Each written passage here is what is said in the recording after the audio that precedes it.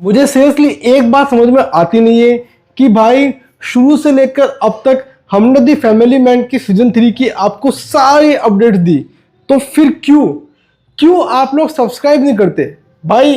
बड़ी ही मेहनत से कई सारी अपडेट्स आपको दिए, तो प्लीज भाई सब्सक्राइब कर दो, आपसे रिक्वेस्ट है। राजन डिक्के का राइज गोल्ड की प्राइस से भी काफी ज्यादा हुआ है। आई मीन भाई उनकी आप फिल्मोग्राफी देखो, लास्ट 5 ईयर में जो इनक्रेडिबल उन्होंने काम किया है उसको लेकर इनकी हाइप एकदम टॉप क्लास हो चुकी है। और उनके इसी उम्मीदों के ख्वाहिशों के पंख लगाए थे शो दी फैमिली मैन ने, जो कि अमेजन प्राइम पर आया था और आते ऑडियंस को बेहद ही भाया था। अब दोस्तों फाइनली इस मोस्ट अवेटेड शो का सीजन 3 आ चुका है, तो चलिए इसके बारे में ही बात करते हैं। वेल दोस्तों, सीजन 2 के एंड में हमें देखने को मिला था कि इस बार कहानी होगी नॉर्थ ईस्ट में सेट और माइट भी कोविड के इर्द गिर्द कहानी घूमने वाली है। तो अगर आपको लग रहा था कि यही चीज है कि भाई चाइना ने कैसे कोविड फैलाया उसके ऊपर है, तो नहीं, यहाँ पर कुछ अलग एंगल लेके आए हैं वो लोग। और वो चीज़ क्या है, आई गेस आपको शो देखो और जानो। 7 इसके एपिसोड है, 50 मिनट की लेंथ है। और अब अगर शो का रिव्यू करूँ एक लाइन में तो इतना कहूँगा, यस शो मुझे अच्छा लगा, लेकिन सीजन 1 और 2 वाली उम्मीद मत करना, क्योंकि कई सारी बातों में यहाँ पर कॉम्प्रोमाइज़ किया गया है। फर्स्ट ऑफ ऑल दोस्तों, यहाँ पर कई सारी चीज़ें खोल दी गई थी, लेकिन उन्हें उतना प्रॉपर क्लोजर नहीं मिला जितना कि मिलना चाहिए था। आई मीन भाई अगर आप इतने सारे सब प्लॉट दिखा रहे हो तो या तो ऐसा करो कि सबको प्रॉपर क्लोजर दो, या फिर कुछ को नेक्स्ट सीजन के लिए छोड़ दो। यहाँ पर ऑलमोस्ट सभी सब प्लॉट को नेक्स्ट सीजन के लिए ही छोड़ दिया गया है, इवन मैन प्लॉट के साथ। जहाँ पर पहला सीजन सेकंड सीजन में कहानियाँ उनके जो मैन प्लॉट थे वो वहीं पे खत्म हो गए थे, तो यहाँ पर ऐसा नहीं है। यहाँ पर कहानी पूरी खत्म नहीं की गई है, सीजन 4 आएगा। एंड आई विश कि भाई सीजन 4 के अंदर सारे लूज एंड टाइप किए जाए तो शायद काफ़ी ज़्यादा बेटर रहेगा। बाकी हाँ, इस बार एक बात मुझे काफ़ी अच्छी लगी कि इस बार नेगेटिव कैरेक्टर स्ट्रांगली भाई पावरफुल है। आई मीन सीजन 1 और 2 के अंदर श्रीकांत तिवारी कैसे एकदम इजीली पास आउट कर गए थे, ये चीज़ यहाँ पर नहीं थी। इवन एक डायलॉग के अंदर श्रीकांत खुद कहते हैं कि इस बार मेरी फट रही है। तो भाई आप देखो, और मल्टीपल जगहों पे श्रीकांत पर ये नेगेटिव किरदार इतने भारी पड़ रहे थे ना कि उसको देखकर कहीं ना कहीं फील आ रहा था कि चलो भाई यहाँ पर कहीं ना कहीं कुछ चीजें रियल दिखाई गई है, ऐसा नहीं है कि सब कुछ हवा में चल रहा है। तो वो चीज़ काफ़ी अच्छी थी और बढ़िया तरीके से इसे पेश किया गया दोस्तों। टेक्निकली शो सुपर्ब है। एक्शन सीन्स की कोरियोग्राफी इस बार आप देखो, पहले सीजन से कंपेयर करो कितना इंप्रूवमेंट हुआ है, लिटरली कितना इंप्रूवमेंट हुआ है। और ऐसे नहीं है कि बिना बात के बस बंदूक निकाली और धाए धाए धाए धाए, उसके बाद क्या हो सकता है उसका ध्यान रखा गया है। तो सारी बातों को जो टच दिया गया है वो काफ़ी अच्छा है।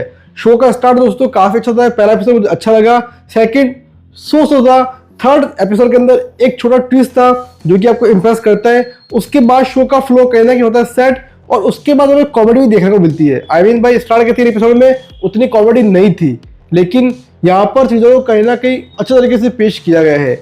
अक्सर नॉर्थ ईस्ट के बारे में बात होती नहीं है, लेकिन अब मैं देख रहा हूँ कई सारे शोज नॉर्थ ईस्ट के अंदर सेट है, और ये शो भी नॉर्थ ईस्ट के अंदर सेट है। इसे बहुत ही ब्यूटीफुल तरीके से पेश किया गया है, बहुत ही कमाल तरीके से प्रेजेंट किया गया है। बात करूँ मनोज बाजपेयी की, तो he is superb as always in Shrikant Tiwari role. मतलब देख के उनको एक मजा आता है।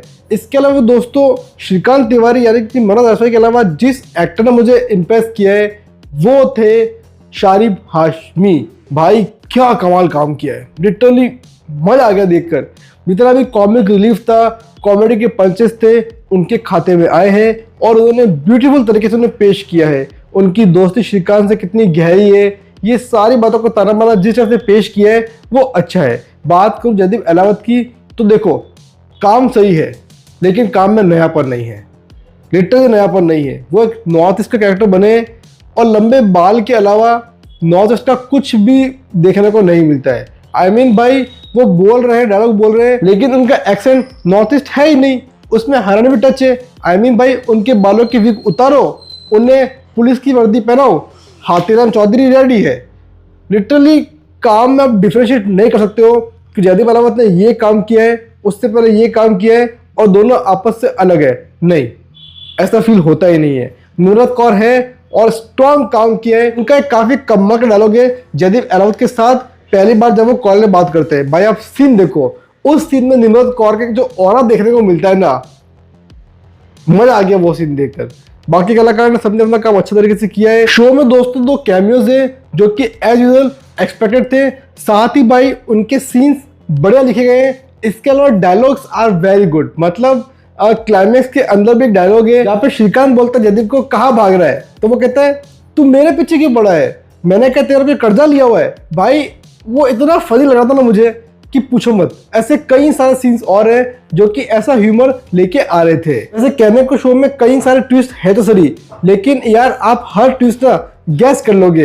एक थर्ड एपिसोड में ट्विस्ट था वो माइट भी आप गैस नहीं कर पाओ, लेकिन उसके अलावा सारे ट्विस्ट इतने इजी टू गोइंग थे कि आप गैस कर लोगे कि हाँ भाई ये होने वाला है, और वही निकलता है। पर दोस्तों फैमिली डायनामिक को और दिखाया गया है। फैमिली मैन है तो फैमिली के बारे में और देखने को मिलता है, और ये चीज मुझे कहीं ना कहीं अच्छी लगी। ऑल एंड ऑल बहुत सारी उम्मीद मत करना, लेकिन हाँ शो एकदम खराब है, एकदम बकवास है ऐसा मत सोचना।